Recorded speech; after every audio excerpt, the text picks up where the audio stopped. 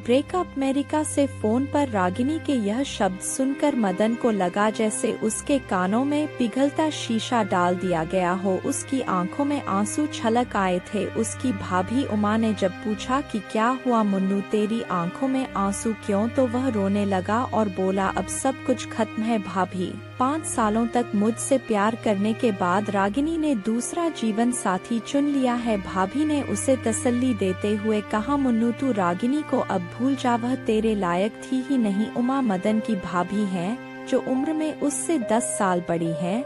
वे मदन को प्यार से मुन्नू बुलाती हैं।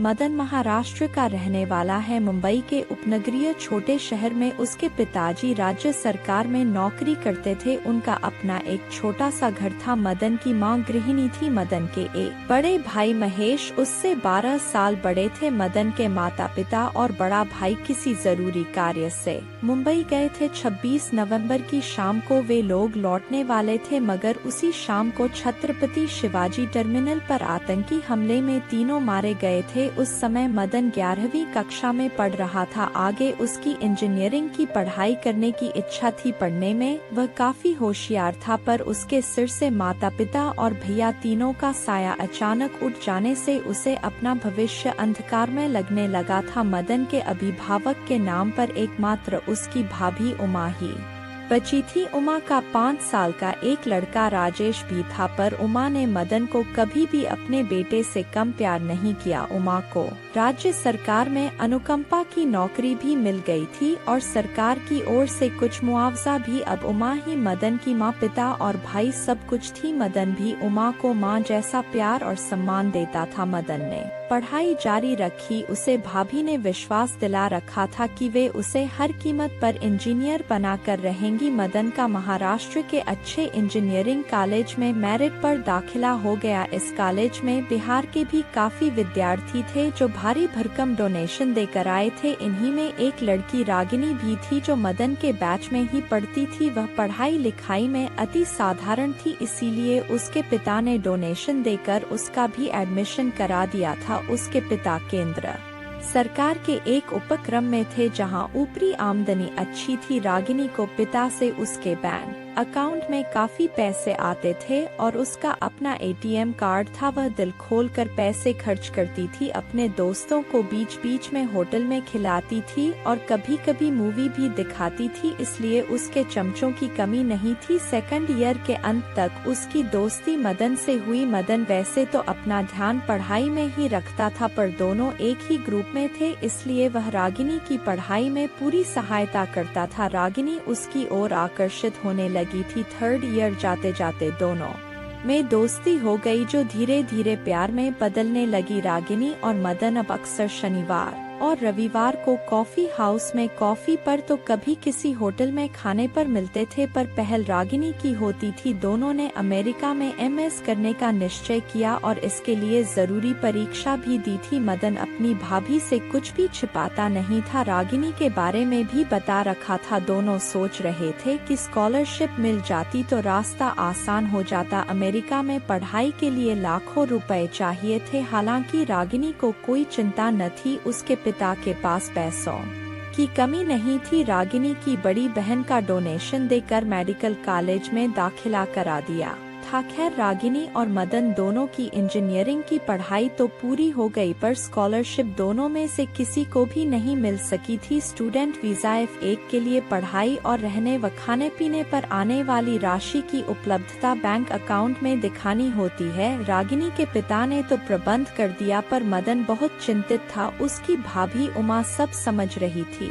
उन्होंने मदन को भरोसा दिलाते हुए कहा, मुन्नू तू जाने की तैयारी कर, मैं हूँ न, तेरा सपना जरूर पूरा होगा। और उमा ने गांव की कुछ जमीन बेचकर और कुछ जमा पैसे निकालकर मदन के अमेरिका में पढ़ाई के लिए पैसे बैंक में जमा करा दिए। रागिनी और मदन दोनों को वीजा मिल गया और दोनों अमेरिका चले गए, पर दोनों का एडमिशन अलग अलग यूनिवर्सिटी में हुआ था। खैरियत थी कि दोनों के कॉलेज मात्र 1 घंटे की ड्राइव की दूरी पर थे। रागिनी को कैलिफोर्निया की सांता क्लारा यूनिवर्सिटी में एडमिशन मिला था, जबकि मदन को उसी प्रांत की विश्व स्तरीय बर्कले यूनिवर्सिटी में। रागिनी अमीर बाप की बेटी थी। उसने अमेरिका में एक कार ले रखी थी। दोनों वीकेंड शुक्रवार से रविवार में अक्सर मिलते साथ खाना पीना और रहना भी हो जाता था। ज्यादातर रागिनी ही मदन के पास जाती थी। कभी मदन रागिनी के यहाँ बस से चला जाता तो रविवार रात को वह मदन को कार से छोड़ देती थी। दोनों एक दूसरे को जन्मदिन और वैलेंटाइन डे पर गिफ्ट जरूर देते थे। यह बात और थी कि रागिनी के गिफ्ट कीमती होते थे। मदन ने भाभी को सब बातें बता रखी थी।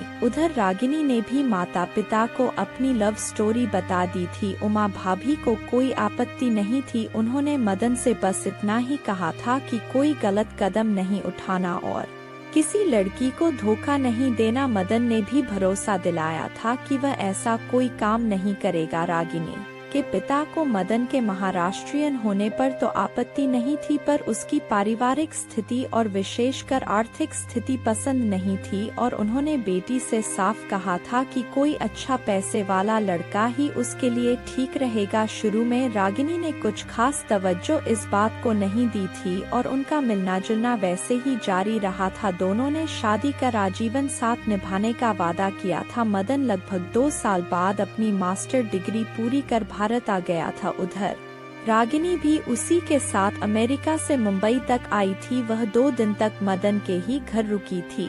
उमा भाभी ने उससे पूछा भी था, अब तुम दोनों का आगे का क्या प्रोग्राम है? रागिनी ने कहा, भाभी अभी मास्टर्स करने के बाद 1 साल तक हम दोनों को पीटी प्रैक्टिकल ट्रेनिंग करने की छूट है। इस दौरान हम किसी कंपनी में 1 साल तक काम कर सकते हैं और हम दोनों को नौकरी भी मिल चुकी है। इस 1 साल के पीटी के बाद हम दोनों शादी कर लेंगे। आपको मदन ने कुछ बताया? नहीं नहीं नहीं, ऐसी बात नहीं है। मदन ने सब कुछ बताया है, पर शादी के बाद क्या करना है? मेरा मतलब नौकरी यहाँ करोगी या अमेरिका में? भाभी ने पूछा। रागिनी ने कहा, मैंने सब मदन पर छोड़ दिया है। जैसा वह ठीक समझे वैसा ही होगा। भाभी अब आप निश्चिंत रहिए। 2 दिन मुंबई रुककर रागिनी बिहार अपने माता पिता के घर चली गई। रागिनी की बात सुनकर उमा को भी तसल्ली हो गई थी। उनकी तबीयत इन दिनों ठीक नहीं रहती थी। उन्हें अपनी चिंता तो नहीं थी, पर उनका बेटा राजेश तो अभी हाई स्कूल में ही था। मदन ने भी उन्हें भरोसा दिलाया था कि वे इसकी चिंता छोड़ दें। अब भाभी और भतीजा राजेश दोनों उसकी जिम्मेदारी थे। बेटे समान देवर पर तो उन्हें अपने से ज्यादा भरोसा था। चिंता थी तो दूसरे घर से आने वाली देवरानी की, जो न जाने कैसी हो, पर रागिनी से बात कर उमा थोड़ा निश्चिंत हुई। उधर रागिनी ने जब अपने घर पहुंचकर मदन के बारे में बताया तो पिता ने कहा, बेटी तुम्हारी खुशी में ही हमारी खुशी है, पर सोच समझ कर ही फैसला लेना। मदन में तो मुझे कोई खराबी नहीं लगती है। क्या तुम्हें विश्वास है कि मदन के परिवार में तुम एडजस्ट कर पाओगी? रागिनी ने कहा, मदन के परिवार से फिलहाल तो मुझे कोई प्रॉब्लम नहीं दिखती, पर मैं एक बार उनसे मिलना चाहूँगा। पिता ने कहा। रागिनी बोली, ठीक है, आप जब कहें उसे बुला लेती हूँ। पिता ने कहा, नहीं अभी नहीं, मैं खुद जाकर उससे मिलूंगा। लगभग 2 सप्ताह के बाद रागिनी और मदन दोनों अमेरिका लौट गए। दोनों ने वहाँ नौकरी शुरू की, परंतु दोनों की कंपनियां अमेरिका के 2 छोरों पर थी। एक की पूर्वी छोर अटलांटिक तट पर तो दूसरे की पश्चिमी छोर प्रशांत तट पर कैलिफोर्निया में। दोनों के बीच हवाई यात्रा में भी 6 घंटे तक लगते थे, इसलिए अब मिलना जुलना न के बराबर रहा। अब बस इंटरनेट से वीडियो चैटिंग होती थी। इस बीच रागिनी की कंपनी में एक बड़े सेठ के लड़के कुंदन ने नौकरी ज्वाइन की। उसके पिता की मुंबई में ज्वेलरी की दुकान थी। कुंदन बड़े ठाट बाट से अकेले 2 बेड के फ्लैट में रहता था और शानदार एसयूवी का मालिक था। रागिनी की भी अपनी एक छोटी कार थी। रागिनी उससे काफी इम्प्रेस्ड थी। एक वीकेंड में कुंदन की गाड़ी में ऑरलैंडो गई थी। वहां बीच पर एक होटल में एक रात उसी के साथ रुकी थी। फिर उसके साथ एक दिन डिज्नी वर्ल्ड की सैर भी की थी। मदन से उसकी चैटिंग भी कम हो गई थी। कुंदन के बारे में भी उसने मदन को बताया था, पर घनिष्ठता के बारे में नहीं। उधर मदन कैलिफोर्निया में एक स्टूडियो अपार्टमेंट में रहता था। अधिकतर खुद ही खाना बनाता था, क्योंकि उसे फास्ट फूड पसंद न था। एक 2 सीटर कार थी। एक दिन अचानक रागिनी ने फोन कर बताया कि वह पापा के साथ शनिवार को मिलने आ रही है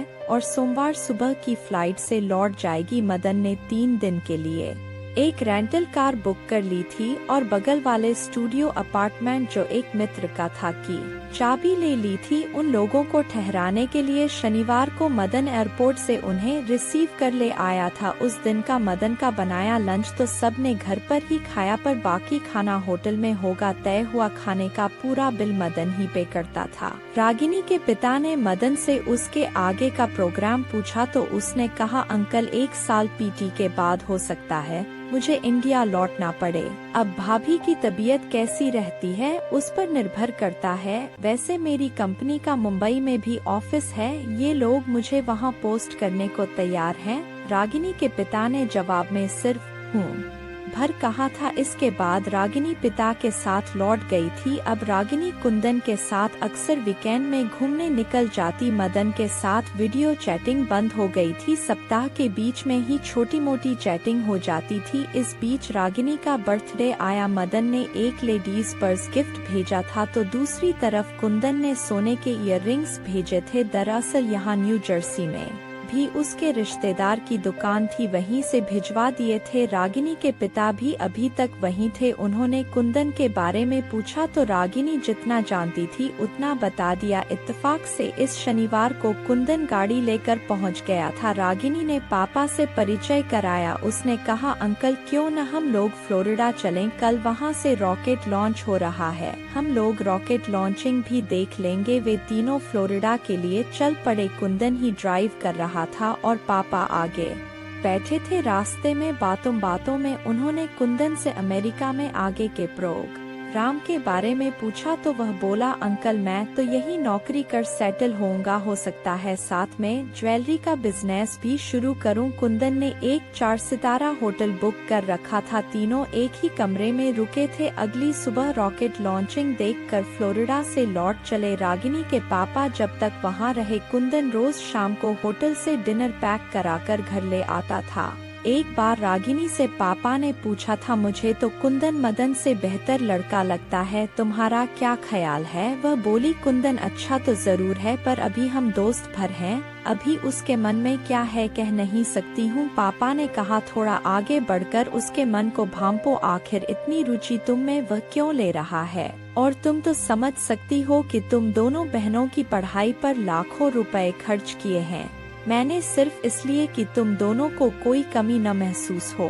और मदन अपनी भाभी और भतीजे के साथ मुंबई में ही रहने वाला है। रागिनी बस चुप रही थी। कुंदन रागिनी के पिता के इंडिया लौटते समय उन्हें एयरपोर्ट छोड़ने आया था और रागिनी के माता पिता दोनों के लिए गिफ्ट लाया था। मदन से उसका संपर्क बहुत कम रह गया था। सप्ताह में 1 से 2 बार फोन या चैटिंग हो जाती थी। पापा के जाने के बाद रागिनी समझ नहीं पा रही थी कि कुंदन और मदन में से किसे चुने, जबकि उसके पापा बार बार कुंदन की तरफदारी कर रहे थे। जो भी हो, रागिनी का कुंदन से मेलजोल बढ़ने लगा था और मदन से उसका संपर्क कम हो रहा था। इसी बीच कुंदन ने एक दिन उसे प्रपोज करते हुए कहा, रागिनी क्या तुम मुझसे शादी करोगी? सोच लो ठीक से, क्योंकि मैंने अमेरिका में ही सेटल होने का निश्चय किया है। रागिनी को अमेरिकन जीवन शैली और वातावरण तो पसंद थे, फिर भी कुंदन से उसने थोड़ा वक्त मांगा था। उधर उमा भाभी को दिल का दौरा पड़ा था। 4 दिन में अस्पताल से छुट्टी मिल गई थी। उमा के भैया भाभी ने सब संभाल लिया था। मदन को भी फोन आया था। खुद उमा ने अस्पताल से बात की थी और कहा था, मुन्नू तू मेरी चिंता मत कर, यहाँ सब ठीक है। इसके 1 महीने के अंदर ही मदन भारत लौट आया था। मुंबई में ही उसकी अमेरिकन कंपनी में पोस्टिंग हुई। आने से पहले उसने रागिनी से पूरी बात बताकर कहा था, मैं तो अब इंडिया लौट रहा हूँ और मुझे वहीं सेटल होना है। तुम्हारी भी तो पीटी अब खत्म हो रही है, तुम इंडिया कब आओगी या अभी वहीं नौकरी करनी है? रागिनी असमंजस में थी। कहा, अभी तुरंत इंडिया लौटने का प्लान नहीं है, मुझे एच वर्क वीजा भी मिल गया है, अब यहाँ नौकरी कर सकती हूँ, कुछ दिन यहाँ नौकरी कर देखती हूँ। तुमको कुंदन के बारे में बताया था, वह भी इंडिया नहीं जा रहा है, उसको भी H1 वीजा मिल गया है। इधर मदन अपनी भाभी और भतीजे के साथ मुंबई में था। भाभी को कोई भारी भरकम काम करना मना था। मदन और भतीजा राजेश दोनों उमा को काम नहीं करने देते थे। उधर रागिनी के माता पिता उसे कुंदन की ओर प्रेरित कर रहे थे। धीरे धीरे रागिनी भी कुंदन को ही चाहने लगी। कुंदन मदन ने तो अमेरिका में एक बड़ा सा घर भी लीज पर ले लिया था। एक बार मदन ने फोन पर पूछा, रागिनी आखिर तुमने इंडिया आने और हमारी शादी के बारे में क्या सोचा है? फैसला जल्दी लेना, मैं तो यहीं रहूंगा। रागिनी बोली, मैं तो इंडिया नहीं आ सकती, तुम अगर अमेरिका शिफ्ट कर सकते हो तो फिर शादी के बारे में सोचेंगे, अब फैसला तुम्हें करना है। मदन बोला, मैं तो माँ जैसी भाभी को यहाँ छोड़कर नहीं आ सकता हूँ, तो तुम बोलो क्या चाहती हो? रागिनी ने कहा, तो फिर बहस क्या करनी है, समझ लो ब्रेकअप। और फोन कट गया। मदन ने समझ लिया कि रागिनी की जिंदगी में अब कुंदन आ गया है। उसने भाभी को भी कुंदन के बारे में बता दिया। भाभी ने उसे रोते देख कहा, मुन्नू रागिनी को फोन लगा, जरा मैं भी बात करके देखती हूँ। मदन ने फोन लगाकर भाभी को दिया। उमा ने रागिनी से पूछा कि उसका इरादा क्या है, तो रागिनी ने कहा, मैं वहाँ नहीं आ सकती और मदन यहाँ नहीं, मैंने तो अपना जीवन साथी यहाँ चुन भी लिया है। मदन को भी बोलिए वह भी ऐसा ही करे। उमा ने फिर कहा, रागिनी तेरे लिए यहाँ मदन आंसू बहा रहा है, कह रहा है 5 सालों की दोस्ती और प्यार भरे रिश्ते को रागिनी ने आसानी से कैसे तोड़ दिया, तुम एक बार फिर सोच कर बताओ। रागिनी बोली, अब और समय गंवाना बेवकूफ़ी है। मदन से बोलिए समझदारी से काम ले और अपना नया साथी ढूंढ ले। थोड़ी देर फोन पर दोनों ओर से खामोशी रही। फिर उमा ने ही पूछा, तो फिर मैं मदन को क्या बोलूं, क्या तुम कुंदन को? रागिनी ने बीच में उमा की बात काट दी और झल्ला कर तीखी आवाज में बोली, breakup breakup breakup full and final, और फोन काट दिया। इस बार उमा ने मदन से कहा, मुन्नू तू भी रागिनी को भूल जा, उसे कुंदन चाहिए, उसे कुंदन का ढेर सारा कुंदन भी चाहिए। कुंदन का मतलब जानता है न मुन्नू, सोना गोल्ड चाहिए उसे, तुझे उससे अच्छी जीवन संगिनी मिलेगी। देखने में भले रागिनी नाटी है पर है बड़ी तेज, जाने दे उसे।